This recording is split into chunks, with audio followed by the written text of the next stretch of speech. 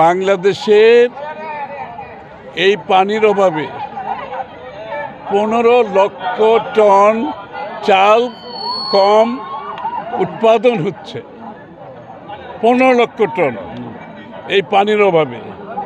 আজকে চিন্তা করেন বাংলাদেশে যদি পানির অভাবে দাবি আন্তর্জাতিকভাবে আমাদের শুধু প্রাণের দাবি না, একটা আন্তর্জাতিকভাবে ন্যায় নীতি, ন্যায্য তিস্তার পানি ন্যায্য দাবি, বাংলাদেশের মানুষের দাবি, এই অঞ্চলের মানুষের দাবি।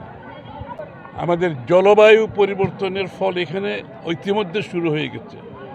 জনগণ এখান থেকে ইমিগ্রেট করে চলে যাচ্ছে অন্য জায়গায়, তার নিজের বাড়িঘর ফেলে চলে যাচ্ছে। সুতরাং এই যে আন্দোলন, আজকে বিএনপির নেতা আমাদের মাননীয় ভারপ্রাপ্ত চেয়ারম্যান তারেক রহমান যে এই আন্দোলনের ডাক দিয়েছে, এটা কিন্তু বাংলাদেশের মানুষের হৃদয় স্পর্শ করেছে। এই ডাক বাংলাদেশের মানুষের হৃদয় স্পর্শ করেছে।